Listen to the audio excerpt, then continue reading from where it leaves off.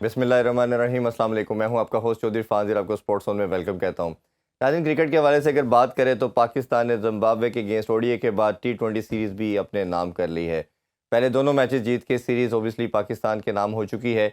दूसरे मैच में पाकिस्तान ने 10 विकेटों से उनको शिकस्त दी। 57 पे ऑल आउट हो गए जिम्बाब्वे जी, और पाकिस्तान ने 5.3 ओवर में विदाउट एनी लॉस ये टारगेट को चेस कर लिया। बहुत बड़ी विक्ट्री, और ख़ास तौर पे अगर आप किसी भी वे सीरीज़ पे हों, वे टूर पे हों, तो ये भी उस लिहाज से बहुत बड़ी विक्ट्री कंसीडर की जाती है। अगर उसके अलावा बात करें तो डेडलॉक जो चैम्पियन ट्रॉफी है उसका बिल्कुल बरकरार है। अभी रिसेंट अपडेट के मुताबिक जो एक फ्यूजन मॉडल पाकिस्तान ने पेश किया था कि अगर आप हमारी कंट्री में नहीं आना चाहते तो हम भी आपकी कंट्री में आके नहीं खेलेंगे। इस जो टेन्योर है इसकी मुद्दत आलमोस्ट 3 मंथ की होगी। उसके बाद फिर आगे फिर देखा जाएगा क्या लाएअमल हो सकता है। बट रिसेंट अपडेट के मुताबिक भारत भी इसको वर्बल रखना चाह रहा है, और जब तक पीसीबी का स्टांस बड़ा कैटेगोरिकली क्लियर है कि ये रिटर्न होना चाहिए और डॉक्यूमेंटेड होना चाहिए, प्रॉपर इसका एमओयू साइन होना चाहिए, टीटी साइन करना चाहिए, आईसीसी इसका पार्ट होगा और कंपेल करेगा कि आगे जो भी 2 T20 वर्ल्ड कप हैं, मैन और वुमेन, और उसके अलावा चैम्पियन ट्रॉफी है, ये सब न्यूट्रल वेन्यू पे होंगे।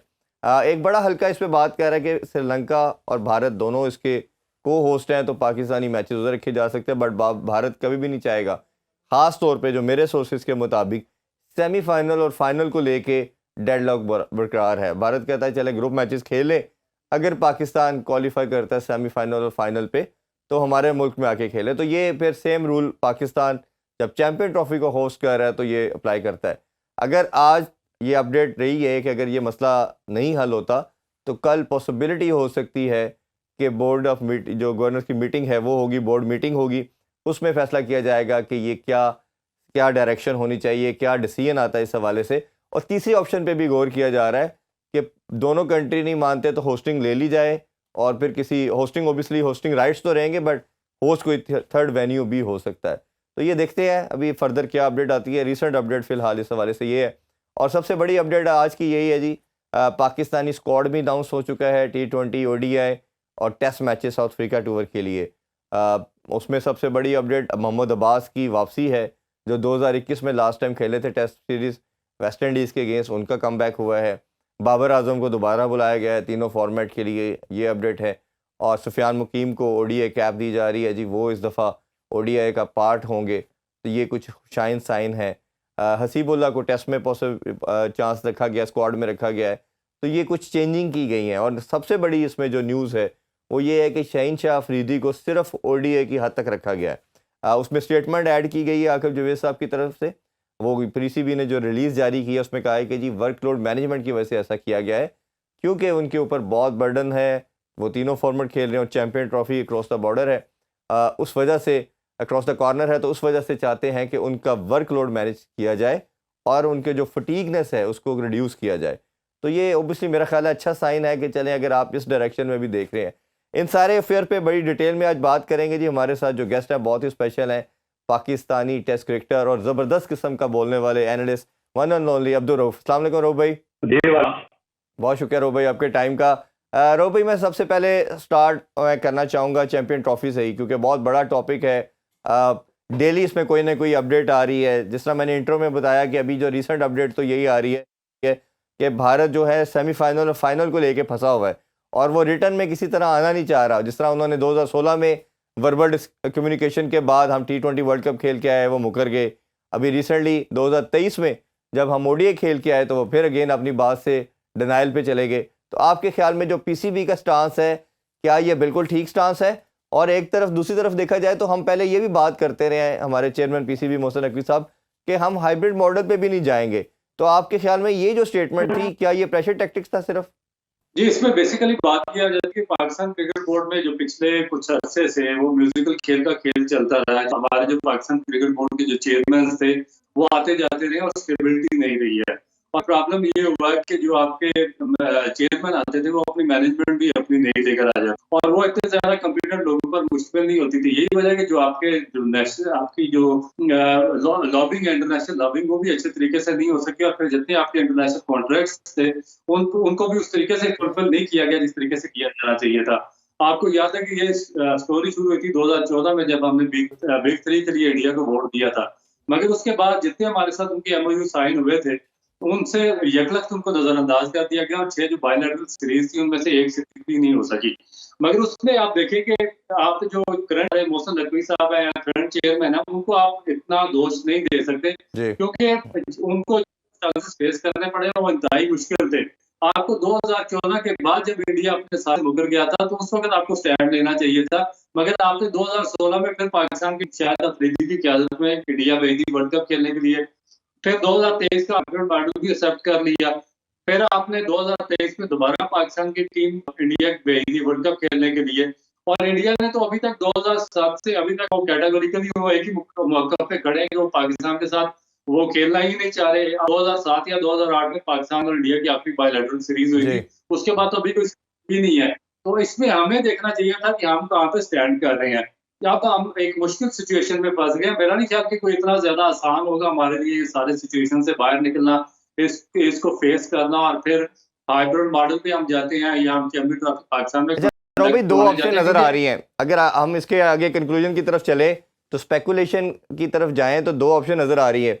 एक ऑप्शन तो ये है कि जी जिस तरह कहा जा रहा है कि हम भी नहीं खेलेंगे, आप भी नहीं अगर आ रहे, न्यूट्रल वेन्यू पे हो और सेमीफाइनल और फाइनल के अंदर भी क्लॉज रखी जाएगी कि लाहौर में होगा या दुबई में होगा या एक सेमीफाइनल उधर हो जाएगा और एक सेमीफाइनल पाकिस्तान में हो जाएगा, ये बात की जा रही है। और same like wise similarly Bharat के लिए भी ये रूल अप्लाई होगा। दूसरी ये बात की जा रही है कि पूरा इवेंट ही होस्टिंग राइट्स जो है वो पाकिस्तान या भारत के पास रहेंगे, बट इवेंट उनके कंट्री में नहीं होंगे, किसी और थर्ड वेन्यू पे होंगे। तो आपके ख्याल में इस सारे मामले में क्या पाकिस्तानी बोर्ड को खड़ा रहना चाहिए या अगर किसी थर्ड वेन्यू पे जाता है तो अपने आप को पुल आउट कर लेना चाहिए? और जो हमने आलमोस्ट 14 अरब के करीब तीनों स्टेडियम की आपके एडिशन पे लगा दिए हैं, आप क्या समझते हैं कि ये किसी हमने नेग्लिजेंस के अंदर लगा दी गई या ठीक डिसीजन था?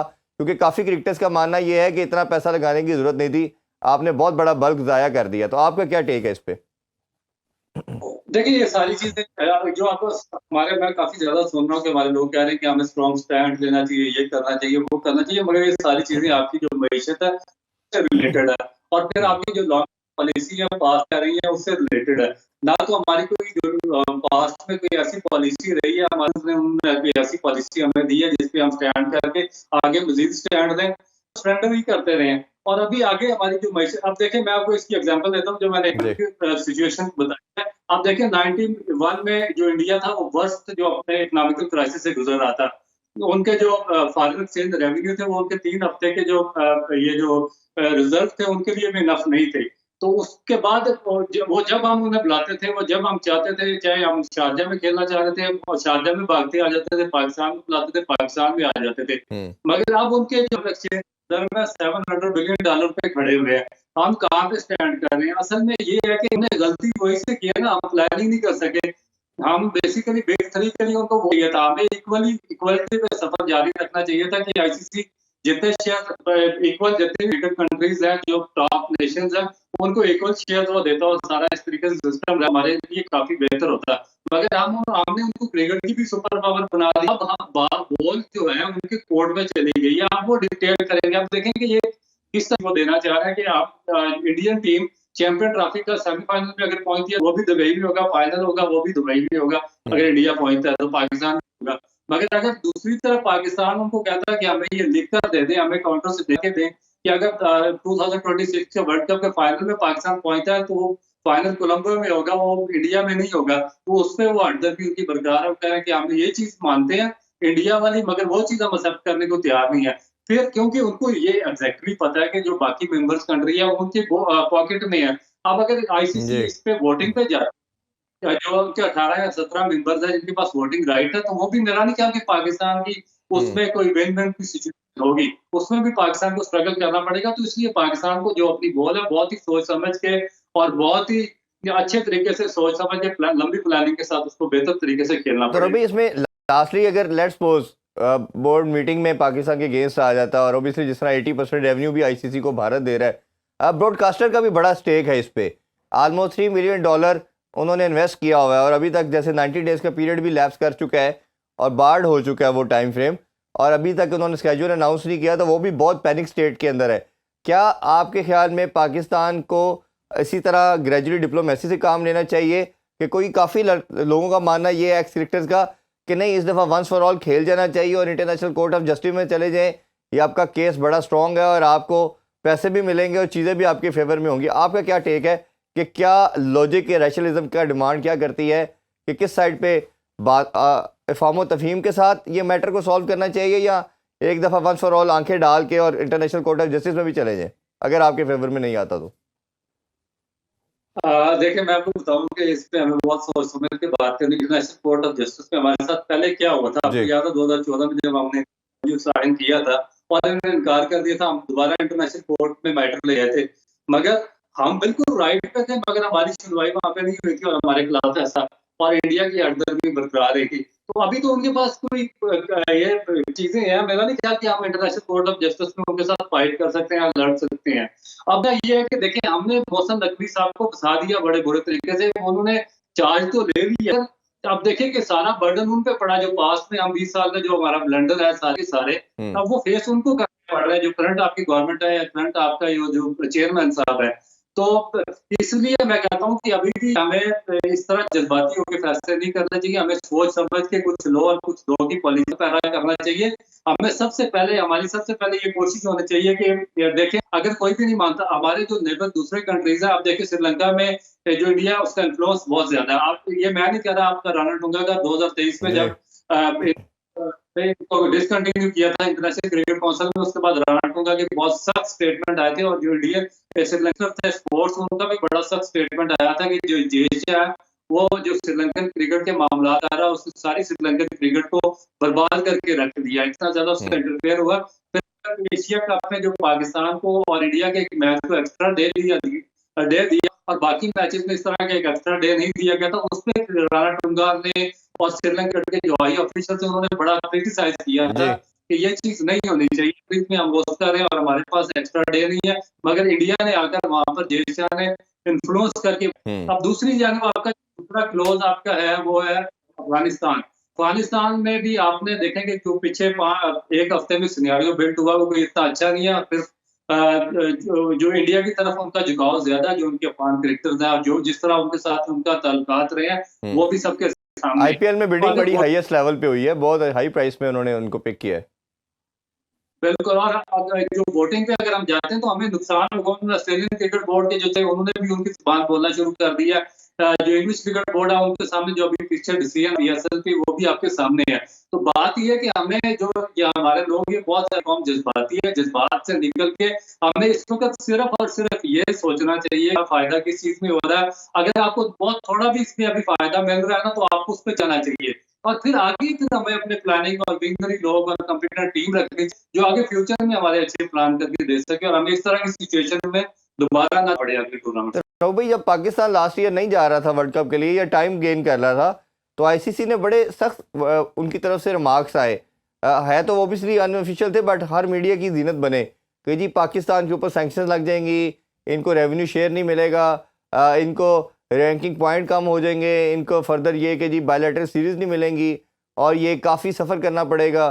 तो अब जब भारत ये सब कुछ कर रहा है, और इवन पाकिस्तान ने तो कहा था कि हमने अहमदाबाद में मैच नहीं खेलना, और अफगानिस्तान के मैच के लिए वेन्यू चेंज की बात की, तो उन्होंने आईसीसी ने कहा जी स्केड्यूल अनाउंस हो चुका है, ये सब कुछ ही होगा।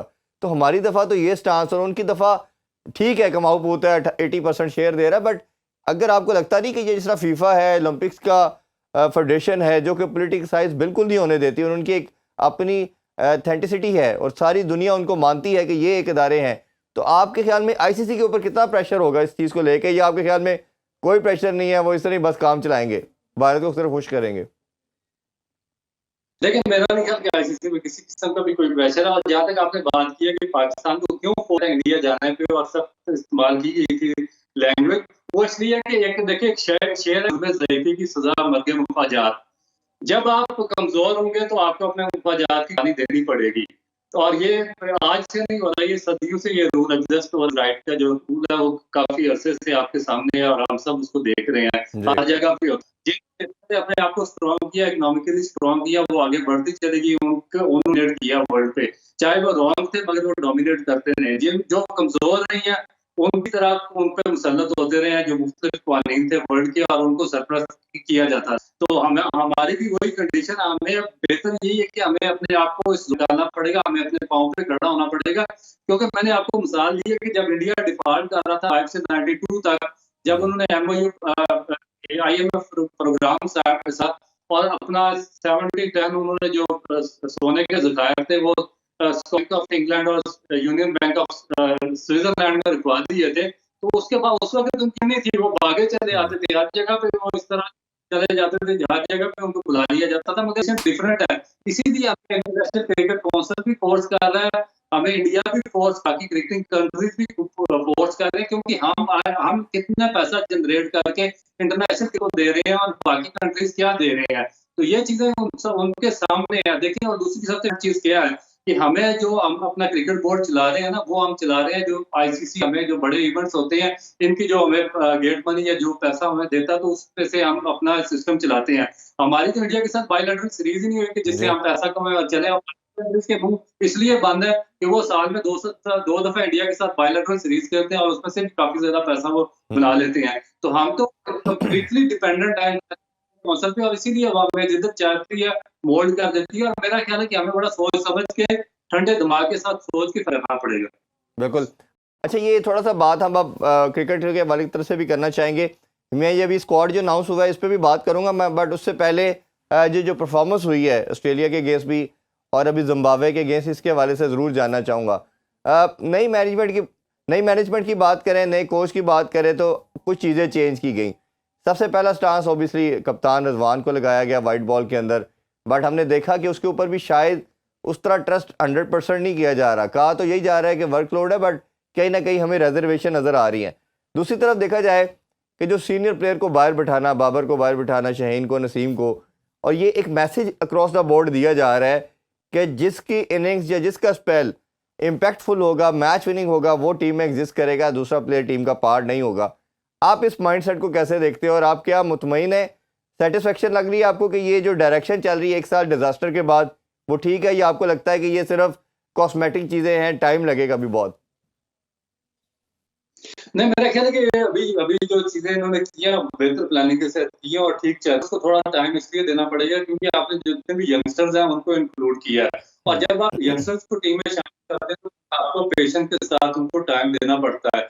उनके फेलियर 2-2, 4-4 इनिंग, 5-5 इनिंग्स में भी उनके फेलियर होंगे, मगर अगर आपने उनको कॉन्फिडेंस दी है सामने, ये चीज एक आप देख सकते हैं कि उनमें इतना टैलेंट है, पोटेंशियल है, क्रिकेट पे जाके सर्वाइव कर सकते हैं और पाकिस्तान के लिए कामयाबी ला सकते हैं, तो फिर पेशेंस के साथ उनको बर्दाश्त करना पड़ेगा। हमें जो हार का खौफ है वो दिमाग से निकाला, और हमें ये नहीं होगा कि हम यंगस्टर के साथ हर मैच जीते हैं या हर मैच में परफॉर्म करें, क्योंकि इंटरनेशनल लेवल पे उस पर वापस स्टेबल होने के लिए आपको टाइम चाहिए होता है, जिस तरह दिया। नंबर 2 जो चीजें वो एक इसमें बाकी चीजें सब ठीक है। नंबर 1, लास्ट में जितने हमारे वीक कंट्रीज थे उनके खिलाफ हम सीरीज खेलते हैं और हमने जितनी अपनी उनको मैक्सिमम यूज किया, और जो हमारा यंग बेंच था, जो हमारे परफॉर्मर थे, हमने उनको चांस भी दिया, हमने उनको टेस्ट भी दिया। नंबर 1 तो ये हमारे साथ। नंबर 2, हम कुछ ऐसे प्लेयर्स को सुपरस्टार बनाते थे जिनकी कोई परफॉर्मेंस नहीं है। आप पिछले 5 साल पाकिस्तानी फास्ट बॉलर की टेस्ट मैच में 10 विकेट, किसी उसके बाद जो आपके बैट्समैन है उनका 15-15, 16-16 लगातार फेलियर है, और उसके बावजूद वो पाकिस्तान टीम में खेलते रहे। तो ये चीज बहुत ही ज्यादा है, क्योंकि इसमें ये होता है कि फिर जो आपका यंगस्टर है, जो डोमेस्टिक खेल है, जब वो देख सीनियर प्लेयर है जिसको मैं रिप्लेस करने जा रहा हूँ, मैं कंटिन्यूस डोमेस्टिक में परफॉर्म कर रहा हूँ, पूरा 20 इनिंग की फेलियर के बाद या तो पाकिस्तान का कैप्टन या कंटिन्यूस में खेल रहा है, तो फिर डिमोटिवेशन आ जाती है, फिर आपकी क्रिकेट आगे बढ़ नहीं सकती, सर्वाइवल नहीं होता, आपका सारा डोमेस्टिक का ढांचा लड़खड़ाना शुरू हो जाता है, जिस तरह पास्ट में हमारा हुआ है। तो हमें अब जितने बैट्समैन थे, आप देखेंगे सुफियान मकीन को हमने चांस दिया, उसने आउटस्टैंडिंग परफॉर्म किया, हमने कामरान गुलाम किया, उसने टेस्ट में भी, वनडे में भी सेंचुरी को स्कोर कर दी, आगे भी पोटेंशियल कर रहा है। अब्बास अफरीदी अच्छी फॉर्म में है, तैयब ताहिर ने किया, फैसल अकरम ने किया, सारे बच्चों जैसे इसको चांस दिया वो परफॉर्म कर रहा है। अभी एक छोटा सा ब्रेक लेते हैं रो भाई, ब्रेक से वापस आके डिस्कशन को यही करेंगे, कहीं मत जाइए। We will be right back after a short commercial break. Welcome back. Sports हम बात कर रहे हैं अब्दुल रऊफ साहब से। रो भाई, ब्रेक से पहले जिस तरह हम बात कर रहे थे करंट टीम की परफॉर्मेंस के लिहाज से, अच्छा अभी भी कहीं ना कहीं हमें लगता है डायरेक्शन तो थोड़ी बेहतर हुई है, इंप्रूवमेंट भी आई है, हम इंग्लैंड से जीते, ऑस्ट्रेलिया से ओडीआई सीरीज जीते 22 साल के बाद, जिम्बाब्वे से ओडीआई और टी20 सीरीज भी जीत चुके हैं। बट अभी भी हमें लगता है कहीं ना कहीं हम एक कदम आगे बढ़ाते हैं, 2 कदम पीछे भी आते हैं। जैसे ऑस्ट्रेलिया के अगेंस्ट हमने सीरीज जीतने के बाद तीनों मैच वाइट वॉश हो गया हमें टी20 के अंदर, और इधर भी जिम्बाब्वे में स्टार्ट हमने पहला मैच बड़ी बुरी तरह हमने हारा। तो क्या आपको लगता है ये अनप्रडिक्टेबिलिटी के रीज़न क्या है, और रिजवान को एज ए लीडर आप कैसे देखते हैं? क्योंकि काफ़ी लोग कह रहे हैं कि रिजवान के अंदर भी वो शायद पोटेंशियल नहीं, मैं क्रिकेटर के वाले से बात कर रहा हूँ। और कहीं ना कहीं हमें लगता है जब सलमान अली आगा को भी चांस दिया जा रहा है, टी20 में भी रखा जा रहा है, कि रिजवान भी इनके लॉन्गर प्लान में नहीं है, शायद कोई सर्टन टाइम के लिए इसको पिक एंड चूज करके रखा गया है। आपका क्या ओपिनियन है इस पे? देखिए, बेसिकली रिजवान का और जो बाकी जो आपके कैप्टन है, उनमें ये जरूर है कि जो पाकिस्तान के जो पहले कैप्टन थे वो रियाद कैप्टन थे। जब वो आपके सर से पानी गुजर चुका होता था, उसके बाद उनकी पॉलिसी होती थी, जब कोई सेंचुरी स्कोर जाता था तो उसके बाद वो रिएक्शन उनका शुरू होता था, या मैच हाथ से निकलने के बाद उनका रिएक्शन शुरू होता था। मगर रिजवान का और उनका डिफरेंस ये है कि रिजवान प्रोएक्टिव है, वो पहले ही अपनी साके रखते हैं। मैच शुरू होने से पहले ही एक स्ट्रेटजी उनकी कंपेक्ट होती है, और उसके बाद जब अंदर आता है फील्ड में तो उन्होंने अपनी स्ट्रेटजी पहले सेट की हुई होती है, तो वो प्रोएक्टिव है, इनकी ये निशानी है। मेरा ख्याल है कि क्योंकि एक प्रोसेस से आया, इन्होंने डोमेस्टिक में भी कैप्टनसी की है, पीएसएल में बड़े अच्छे तरीके से जूनियर्स को साथ लेके चले, और इनमें सबसे ये है कि इनमें हार का खौफ नहीं है, तो डर नहीं है, क्योंकि जब आज तक आपके दिमाग का खौफ होगा आप जीत नहीं सकते। और रिजवान ने ये पीएसएल में ये चीज साबित की है, क्योंकि इनके पास बेंच यंगस्टर्स थे। ये वाइड कैप्टन थे पाकिस्तान सुपर लीग में, जिन्होंने सारे यंगस्टर्स को इक्वल अपॉर्चुनिटी दी और राउंड ऑफ अपॉर्चुनिटी उनको दी है, और उनको साथ लेकर चल रूम किया और अच्छे तरीके से गाइड करा। ख्याल है कि बड़ा अच्छा पॉजिटिव है। और जितना अर्सा वो पाकिस्तान टीम के साथ रहेंगे और जूनियर लड़कियों के साथ काम करेंगे, उतना ज्यादा जूनियर लड़के कंफर्ट जोन में रहेंगे, तो ज्यादा सीखेंगे। आप देखेंगे ये जो जितने जूनियर लड़कों ने परफॉर्म किया है, वो सब ने अंदर आके परफॉर्म करना शुरू कर दिया, तो ये एक बड़ी पॉजिटिव साइन है उनका। दूसरा आपका क्या जेन से निकल? जी, मैं ये कह रहा था कि ये दूसरा ये जो इम्पैक्ट प्लेयर जो की बात की जा रही है कि जो लड़का परफॉर्म करेगा वो टीम में रहेगा, ये एक बड़ा मैसेज बड़ा पहले भी हमने देखा, बात होती रही। बाबर के टेन्योर में 2 चीज़ें थी, एक तो प्लेयर को चांस नहीं दिया जाता था, हमने बड़ा टाइम में देखा कि कोई ऐसा एक लड़के को पॉसिबिलिटी बनी नहीं। जिम्बाब्वे के खिलाफ खेल रहे हैं आप, आयरलैंड के खिलाफ खेल रहे हैं, न्यूजीलैंड की सी टीम के साथ खेल रहे हैं, तो वही कोर लड़कों का ग्रुप खेलता रहा, और अगर आपने चांस दिया भी तो उसको एक सीरीज़ के बाद बाहर कर दिया गया। और जो एक अक्सर आपके साथ भी मैंने कई दफ़ा शोज़ की है बात की कि जो 40-50 की बजाय 100 करने को प्रेफरेंस दी गई कि जिसने स्लो किया, और टी20 के अंदर ख़ास तौर पे जो स्ट्राइक रेट बाबर और रिजवान का था, उसने पाकिस्तान को कोई खातर खा विकेट्स नहीं दिलवाई, और वो फैक्ट हमारा पेनिट्रेट ओडीआई में भी करता रहा। तो आपका ये जो अब माइंडसेट आ रहा है कि जी अब जो परफॉर्मेंस है वो इम्पैक्टफुल होनी चाहिए, फेलियर से नहीं डरना, आपने जाना है और आपने विन की पोजीशन के लिए जाना, और स्ट्राइक रेट की परवाह भी करनी है, तो सिर्फ ये करनी है कि टीम की वो विक्ट्री के लिए फ्रूटफुल हो। तो आपका उस पर क्या ओपिनियन है, ये सारे ओवरऑल जो करंट सिनेरियो में माइंडसेट अब चल रहा है? देखिए, इसमें जो वीकर लिंक था वो पाकिस्तान क्रिकेट बोर्ड के जो पास चेयरमैन थे और जो मैनेजमेंट थी उनका था, क्योंकि वो रात को सर्व करते रहे, वो जो पाकिस्तान का नेशनल इंटरेस्ट था उसको सरेंडर करते रहे, और अपने जो जाती एजेंडा और इंटरेस्ट थे उसको लेकर चलते रहे।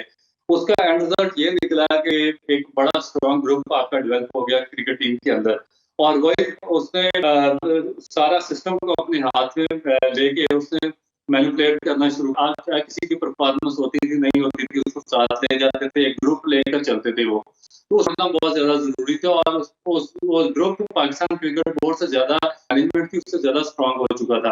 तो मेरा ख्याल है कि इसमें क्रेडिट जो आपके चेयरमैन है उनको भी जाता है कि उस ग्रुप को तोड़ा है, और उन्होंने एक वादे एक मैसेज दे दिया कि जो आदमी परफॉर्म वो पाकिस्तान टीम के अंदर रहेगा, और जो परफॉर्म नहीं करेगा उसकी कोई जगह नहीं है। और ये एक मैसेज था, और उसके जरिए एक रास्ते खुले हैं जो आपके यंगस्टर थे जो डोमेस्टिक में काफी लंबे अरसे से परफॉर्म करके थे, और उनको एक वीकेस्ट जो लिंक्स थे, जो कमजोर तरीन टीमें मसलन आयरलैंड, अमेरिका, अफगानिस्तान होगी, जिम्बाब्वे या कीनिया, उनके खिलाफ भी उनके लिए अपॉर्चुनिटी नहीं थी। तो एक बड़ा टैलेंट वो मायूस होके वो एक तो दूसरे कंट्रीज में शिफ्ट हो रहा था, कोई क्रिकेटर थे और कोई बिल्कुल ही मायूस होकर अंडर परफॉर्म करना शुरू हो गए थे। बड़ा एक अच्छी होप आई है हमारे यंगस्टर्स के लिए कि अब सबको पता है अब इस तरह सीजन हो गया है जो हो रहा है उसमें जो यंगस्टर्स हैं कम से कम उनको पता है कि अगर वो परफॉर्म कर रहे होंगे तो आगे वो उनकी पाकिस्तान टीम में जगह पूरी है। अभी मैं आपको एग्जांपल शाहजेब खान की देता हूँ, जो पाकिस्तान टीम में ओपनर है, उन्होंने 2 सेंचुरियां की हैं। और आप देखिए ये जो अभी सर्कल है ये अभी चल रहा है, इसको बेहतर करने की जरूरत है। ये नहीं कि सारे मामला सही हो गए। एक बंदे ने 2 सेंचुरियां आपके जो अंडर 19 टूर्नामेंट में कर दी। आज जापान के साथ मैच था, उसको नंबर 6 पर भेज दिया, बजाय कि वो अंडर 19 में तीसरी सेंचुरी करके नया रिकॉर्ड बनाता, उसको नंबर 6 पर भेज अपना एक नेपोटिज्म में एक लड़के को भेजा हुआ है, उसको ओपन करवा दिया आपने। तो ये चीजें हमारे चेयरमैन को भी सॉर्ट आउट करनी चाहिए, अपने क्रिकेट बोर्ड को भी। ऐसे लोगों को मेरा ख्याल है कि पाकिस्तान क्रिकेट बोर्ड के नजदीक भी नहीं आने देना चाहिए, जो इस तरह की हरकतें करते हैं, जिससे पाकिस्तान के जो यंगस्टर्स हैं खून खत्म होता है और उनके लिए आगे रास्ते नहीं बनते। बिल्कुल। अच्छा, ये एक स्क्वाड के वाले से भी मैं ओबियसली आपकी राय जानना चाहूँगा। कई प्लेयरों की वापसी भी हुई।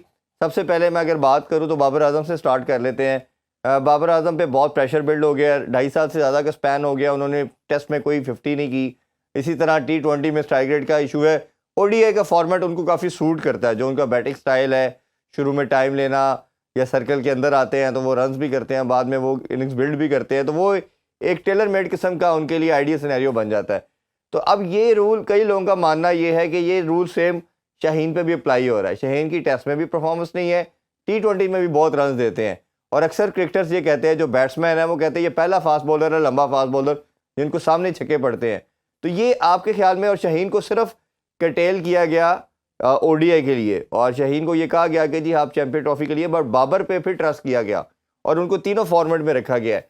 आपके ख्याल में ये ठीक फैसला है? और अगर ठीक फैसला है तो ये लोग तो अब बात करेंगे, क्योंकि इन्हीं दोनों का फ्यूड था कप्तानी का, और लोग कहेंगे जी बाबर के लिए कुछ और रूल रखा गया और शाहीन के लिए कुछ और रूल रखा गया। आपका क्या ओपिनियन है इस पे?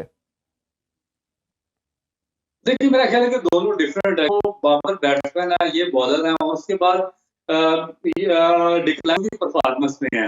और देखें कि मेरा ख्याल है कि सिर्फ बाबर नहीं है, जो अब्दुल शाह मसूद है, अगर उनके भी पास रिकॉर्ड का अगर देखें तो ये जो एक इंग्लैंड के खिलाफ मुल्तान छोड़ के उनकी जो एवरेज है वो भी 14 या 15 रन की एवरेज है, और 15 रन की एवरेज के साथ आपकी दुनिया की किसी टीम में जगह नहीं बनती, और यहाँ पर आप पाकिस्तान टीम के कैप्टन बने हुए हैं। तो इसका लिखा हुआ है सब्जेक्ट टू कैप्टनसी, अगर वो कैप्टनसी नहीं रहती तो शायद वो उनको सेंट्रल कॉन्ट्रैक्ट भी ना मिले और वो टीम में भी ना हो। देखिए ना, ये कितना बड़ा जुल्म है कि आपने उसको बगैर किसी परफॉर्मेंस के आपने पाकिस्तान टीम के साथ लिंक अराउंड किया और कैप्टन रखा हुआ, और कैप्टन होकर उन्होंने अपनी सीट मजबूत की। अगर कैप्टन ना हो तो उनकी जगह नहीं बनती टीम के अंदर। यही बात है कि 12-14 इनिंग का उनका भी फेलियर हो चुका है, उन्होंने भी स्कोर नहीं किया। अब होना क्या चाहिए था कि बाबर आजम को बेसिक जाना चाहिए था फर्स्ट क्लास क्रिकेट में वापस, और ये ऐसा प्लेटफॉर्म है कि आपको 8-10 मैचेस 16 इनिंग्स मिलेंगे, तो वहाँ पे आप प्रिपेयर होके जाएंगे, बैट पे आपका बॉल मीट करेगा तो फिर आप मीट कर सकेंगे। मगर आप इसी तरह नेशनल क्रिकेट अकेडमी में 4 दिन प्रैक्टिस करके आप साउथ अफ्रीका, वो तो आपको वैसे ही आउट कर देंगे, आपका फॉर्म का सिलसिला बरकरार रहेगा। जब आपके पॉकेट में डोमेस्टिक का एक्सपीरियंस ना होगा तो आप इंटरनेशनल में परफॉर्म करेंगे, चाहे आप जितने मर्जी बड़े प्लेयर हैं। आपके सामने जावेद मियांदाद की एग्जांपल है, 86 century, 50 century, Saeed Anwar 78 century first class में, जहीर अफसोस है। तो आपके इनको आप किस लिए आप हाई रेट डालें कि ये हमारे बड़े बड़े सुपरस्टार हैं और जिनके इतने मैचेस नहीं है जितनी उन लोगों की सेंचुरी हैं, इनको डालें वापस फर्स्ट क्लास में। अगर ये परफॉर्म करते हैं तो फिर टीम में लाएं।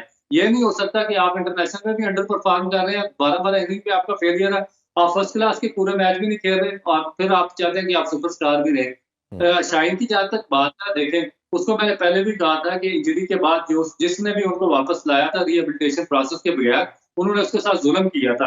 अब वही होगा कि उनकी 147 से 130 तक आ गई है, तो वो मैंने कहा था कि ये अपनी टीम में आस्था के लिए जगह बरकरार रखना बड़ा मुश्किल हो जाएगा।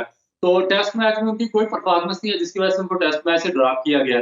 वनडे में उन्होंने ऑस्ट्रेलिया में काफी हद तक बेहतर परफॉर्म किया था, जिसकी वजह से उनको उन्होंने लिंगर ऑन किया था, मगर T20 में दोबारा वो अंडर परफॉर्मेंस रहे, जिसकी वजह से उनको T20 से किया गया। तो ये मेरा ख्याल है कि बहुत ही अच्छा और पॉजिटिव और बेहतरीन डिसीजन है, और क्योंकि यंगस्टर्स भी आ रहे हैं, अगर आप ये जगह ये अंडर परफॉर्म करते रहे और टीम के साथ भी ये कंसिस्टेंट चिमटे रहे, तो फिर ये चीज हमारे यंगस्टर्स के लिए बहुत नेगेटिव मैसेज आएगा। अच्छा, अगर बात करें तो अब्बास की एक बड़ी वापसी है, ऑलमोस्ट लोग कहते हैं कि सेज में छोड़ देता है, और एक आप जिस तरह का आपका बॉलिंग एक्शन था, या मैगरात को आप रेलिवेंट कर सकते हैं, आसिफ को कर सकते हैं, उस तरह का बॉलर था, उसका कुछ नॉच पेस ड्रॉप हुआ, हमें याद पड़ता है 2021 में लास्ट उन्होंने वेस्ट इंडीज़ के अगेंस्ट मैच खेला था, तो उसके बाद उनको आउट कर दिएगा। बट वो हर सीज़न में डोमेस्टिक में भी और काउंटी में विकेट्स लेते रहे। अभी उनको कॉल किया गया है और नसीम शाह को भी जो हमने देखा गया तो सिर्फ टेस्ट और ओडीआई के लिए रख दिया गया और खुरम शहजाद को वापस बुला लिया गया है। और ये आपको लगता है कि ये जो पेस बैटरी है ये इस कैपेबल है कि साउथ अफ्रीकन पिचेस पे कर पाएगी? और ख़ास तौर पे मैं अब्बास के हवाले से जानना चाहूँगा, आप इसके इंक्लूजन के हवाले से क्या राय रखते हैं? अब्बास के साथ बहुत बड़ा जुल्म किया, क्योंकि 2021 में आखिरी टेस्ट मैच जो पाकिस्तान के लिए खेला और उसको बगैर वजह उठा दिया गया। कोई उस पे एलिगेशन नहीं था, वो कंसिस्टेंट परफॉर्मर था, 700 प्लस उसकी फर्स्टें हैं। जी उसके बाद 10 विकेट हाल है, वो इमरान खान का उसने रिकॉर्ड पीछे तोड़ा। तो मेरा इससे बड़ा और क्या चीज आपके लिए आपको और चाहिए? एक कंसिस्टेंट परफॉर्मर, फिर उसको किस वजह से डैमेज किया, उसको साइडलाइन क्यों किया? कि उसकी पेस कम है, उसने तो कभी भी ये 131 132 से ऊपर जी उससे बॉलिंग ही नहीं। और हम्म। फिर जो आपके मेजर के बाद ना स्विंग था, ना सीम थी, ना एक्यूरेसी थी, ना लाइन थी, ना एक्शन था, आपने उनको 130-31 पर और पाकिस्तान शायद टीम में मैं भेजा। सॉरी मदद कर रहा हूँ, आपकी बात काट रहा हूँ, ये शायद that is the only bowler जो एक लेंथ पे बॉल कर सकता है। आपका तो एक दूसरा बॉलर नहीं है जो 4 बॉले या 3 बॉले एक जगह पे डाल सके। बिल्कुल एग्जैक्टली। और मेरा नहीं ख्याल कि इतना बड़ी ज्यादती किसी के साथ हुई बास के साथ। तो उसके बाद ही एक तो आपने वो पहली डेट आया था, उसके बाद ऊपर से उसके 3 साल आए बाहर में आके हम्म। वो कंसिस्टेंट परफॉर्म करता रहा, मेहनत भी करता रहा, दोबारा उसने अपनी परफॉर्मेंस मेहनत से और अपनी एबिलिटी से, हार्ड वर्क से उसे पाकिस्तान टीम में अपनी दोबारा जगह, और मेरा ख्याल है कि वो प्रूव भी करेगा साउथ अफ्रीका के खिलाफ। तो और उसके साथ जो मीर हमजा पेस बैटरी पाकिस्तान की है, मीर हमजा, नसीम शाह, और मेरा ख्याल है कि ये साउथ अफ्रीका में बेहतर पड़ेंगे। अच्छा, ये मैं थोड़ा सा इमामुल हक के वाले से मैं बात ज़रूर करना चाहूँगा। हम बेसिकली उन प्लेयर पे बात कर रहे हैं जिनको या तो इंक्लूड किया गया या जिनकी डिस्कशन थी उनको नहीं रखा गया। इमाम ने अभी काज़म ट्रॉफी में सबसे हाईएस्ट रन बनाए, सबसे ज़्यादा सेंचुरीज बनाई जितने भी अभी तक मैचेस हुए हैं।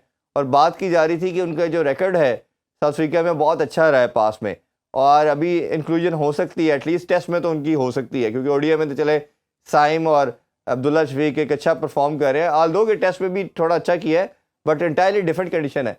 तो आपके ख्याल में उनका जो इमाम का इंक्लूजन अभी भी नहीं हुआ, आपको लगता है ये मैनेजमेंट उनको अपने वो सर्कल में नहीं रखना कंसीडर कर रही, या आपके ख्याल में वो आना चाहिए, उनकी जगह बनती है? देखिए, इसमें साइम अयूब आपका बहुत ही पोटेंशियल और बहुत ही, और इसको आप ड्राफ्ट करने का सोच भी नहीं सकते। अब्दुल्ला शफीक टेक्निकली बहुत ही अच्छा, वेल बिल्ड तरीके से वो बिल्ड हो रहा है। उसकी जो आगे बढ़ने की पेस है वो भी बेहतर है, और आस्ता आस्ता वो बहुत ही अच्छे शेप में वो डेवलप हो रहा है। उसके बाद कामरान निजाम ने आधी स्कोर कर दी, फिर वनडे में सेंचुरी स्कोर कर दी। अब ये बाबर आजम को आप बाहर कर दी, और दूसरा आपका जो मोस्ट इम्पोर्टेंट चीज ये है कि जो इमामुल हक है उनकी जगह बना आपके कैप्टन शान मसूद की जगह पे। आप देखें कि अब इन दोनों को आपस में टाई पड़ती है। वो कैप्टन है, वो बाहर हो नहीं सकते, इमामुल हक की जगह नहीं, और जो बाकी यंगस्टर्स हैं उनकी जगह पे आप इमाम को टीम में ला नहीं सकते, क्योंकि उनका पास में फेलियर हुआ था तो आपने यंगस्टर को चांस दिया था। उसमें आपके साइम अयूब ने, अब्दुल्ला शफीक ने, और उसके बाद कामरान गुलाम ने, इन्होंने बेहतर परफॉर्म किया, इन्होंने अपनी जगह सीमेंटेड कर ली। तो अब उसको वेट एंड सी करना पड़ेगा कि अगर ये शान मुझे सीरीज में परफॉर्म ना करें तो मैं भी उनको वापस लाया जा सकता है। अगर वो परफॉर्म करेंगे तो ग्राउंड करना पड़ेगा, क्योंकि इस तरह की मिसालें जो है वो भरी पड़ी हैं कि कई ऐसे प्लेयर, मैं पास में आपको बताऊं, आमिर बशीर और आमिर सजाद थे, बहुत ही आउटस्टैंडिंग, हर सीजन 1500 रन करते थे, मगर आगे पाकिस्तान टीम में यूनुस खान, यूसुफ और इंजमाम थे, जिनकी वजह से उनकी जगह नहीं बनती थी और उनका सारा कैरियर जाया हो गया। तो इस वजह से फिर जो जिस पोजीशन पे आप खेलते हैं उस पोजीशन पे आप अनफॉर्चुनेटली आपका कैप्टन की, और कैप्टन बगैर परफॉर्मेंस पे खेल रहा है, जी तो इमामुल हक की जगह उसकी बन सकती है, कैप्टन बाहर होगा। बिल्कुल। अभी एक छोटा सा ब्रेक लेते रहो भाई, वापस आके टूर्नामेंट के हवाले से भी बात करेंगे, हमारे साथ रहिए। Once again welcome back sports on. रो भाई, हम स्क्वाड के हवाले से बात कर रहे थे, कुछ इंक्लूजन के हवाले से बात कर रहे थे। हमने स्पिन डिपार्टमेंट के ऊपर बहुत बात की, टेस्ट में भी ओडीआई में भी, कि जी पाकिस्तान में स्पिन टैलेंट नहीं है, और शादाब की जब परफॉर्मेंस नहीं भी थी तो उसको व्यवस्थी खिलाते रहे। ऑब्वियसली इसमें कोई डाउट नहीं है कि सबका मानना यह था कि दोस्ती यारी की वजह से कुछ प्लेयरों को, नवाज भी उसमें आ जाता है, शादाब भी आ जाता है, जिनको काफ़ी प्रलॉन्ग किया गया, उनके कैरियर को लंबा खिलाया गया। आल्दो के अगर अच्छा परफॉर्म कर रहे हो तो वो फर्स्ट चॉइस तो बनते हैं, बट अगर आपकी फॉर्म नहीं है तो बड़ी ज़्यादती थी कि जो बच्चे बाहर बैठे उनको ना खिलाया जाए। अच्छा, टेस्ट में साजिद और नुमान ने वंडर्स कर दिए, और अभी जब दोनों सीरीज़ में ऑस्ट्रेलिया और जिम्बाब्वे के अगेंस्ट जब अपॉर्चुनिटी मिली तो फैसल अकरम ने बहुत शानदार परफॉर्मेंस की। उसने बताया कि उसके पास स्किल भी है, कंट्रोल भी है, और सुफियान मुकीम ने तो कल एक किस्म का पाकिस्तानी रिकॉर्ड बना दिया, 3 रन दे के 5 खिलाड़ियों को आउट किया, और अभी उसका इनाम यह मिला कि वो ओडीआई स्क्वाड का भी पार्ट है। बट साजिद को ओडीआई स्क्वाड और टेस्ट में फिर नहीं रखा गया। बात हो रही थी कि वो इन दोनों में कंसीडर हो सकते हैं, बट स्टेटमेंट ये आई है रिलीज़ के अंदर कि शायद क्योंकि डरबन की और सेंचुरियन की जो विकेट है वो बहुत सीम और स्विंग को फास्ट बॉलर को मदद देती है, तो बास को प्रेफरेंस दी गई है साजिद के ऊपर। नुमान 12 लेग स्पिनर ज़रूर रखा गया है। तो आप ये ओवरऑल पूल को कैसे देखते हैं स्पिन का, और नुमान की जो इंक्लूजन ना होना, सॉरी साजिद की ना होना, उस हवाले से क्या आप कहेंगे? देखिए 2 टेस्ट मैचेस थे और क्योंकि साजिद की बेसिकली जगह तो बनती थी उसमें टेस्ट सीरीज में, तो आप टेस्ट सीरीज में वहां पर देखेंगे जब आपने ऑस्ट्रेलिया के खिलाफ टीम इंग्लैंड के खिलाफ टीम अनाउंस की थी पाकिस्तान में, तो उसमें वहां पे आपने एक ही फास्ट बॉलर रखा हुआ था और बाकी सारे स्पिनर स्क्वाड भी शामिल किए थे। मगर आप देखिए साउथ अफ्रीका में आपने अब्बास को भी वापस लाए हैं, मीर हमजा को भी लाए हैं, आपके जो खुरम शहजाद भी है, हाँ जी। सलीम शाह भी है आपके पास। तो ये आपके पास 4 बॉलर वहां पे आपने रखे हैं और सेंचुरियन और डरबन में आपको इतना ज्यादा जो ट्रैक मिलेगा नहीं। आपको वहां पर सीम बॉलिंग ट्रैक मिलेगा और उस 5 सीमर अच्छा है आपने टीम के साथ रखे और इसमें एक स्पिनर की जगह बनती थी या साजिद खान मान को। तो आप देखेंगे ऑफ स्पिनर क्योंकि थोड़ा सा आपका पार्ट टाइम आगा सलमान, उनको पाकिस्तान टीम में यूज कर लिया जाता, तो इस वजह से लेफ्ट आर्म स्पिनर है नहीं, क्योंकि साइड में यूं भी बहुत दफा आपके पास ऑफ ब्रेक बॉलर है जो कि बॉलिंग कर लेते हैं। ऐसा कोई था नहीं कि जो बॉलिंग कर सके टेस्ट मैच में, तो इसलिए नुमान अली को एज ए प्लेयर वहां पे साथ में रखा गया और मेरा ख्याल है कि बहुत ही बेहतर इनका डिसीजन रहा है इस हवाले से। और जो आपने दूसरी बात की है कि पास्ट में, देखिए पास्ट में डेवलप होने नहीं दिया है, मैं इसको तो मैं कभी भी एक्सेप्ट नहीं करता कि पाकिस्तान के पास नेचुरल टैलेंट नहीं है। असगर था आपके पास, रजा हसन था आपके पास, वो बिहारी का था, अली लड़का, रजा हसन तो बहुत बड़ा टैलेंट था जी, मगर आपने उन सबको जाया कर दिया, सिर्फ शहजाद खान को इनको लिए जो अपने आपके लोग रखे हुए थे अकेडमीज में। तो ये ज्यादती होती है जब आप अपकमिंग बंद कर देंगे और जो अपने फेवरेट्स होंगे उनको आप नवाजते रहेंगे, तो फिर इससे आपका सारा जो सिस्टम है उसका डिजास्टर होता है। तो आप देखेंगे जब आपने चांस दिया सुफियान मुल्को तो उससे आउटस्टैंडिंग परफॉर्म कर दिया, फैसल अकरम को दिया उससे परफॉर्म कर दिया, इसको आप चांस देते जाएंगे वो परफॉर्म करता जाएगा। बिल्कुल। बहुत बहुत शुक्रिया राहुल भाई आपके टाइम का, बड़ा मज़ा आया आपसे बात करें, हमेशा की तरह जानने को सीखने का मौका मिला। इंशाल्लाह फ्यूचर में आपको दोबारा ज़हमत देंगे। नाज़रीन इंशाल्लाह नेक्स्ट शो में आपसे दोबारा मुलाकात करेंगे। अपना बहुत सा ख्याल रखिए। अल्लाह हाफिज़। पाकिस्तान जिंदाबाद।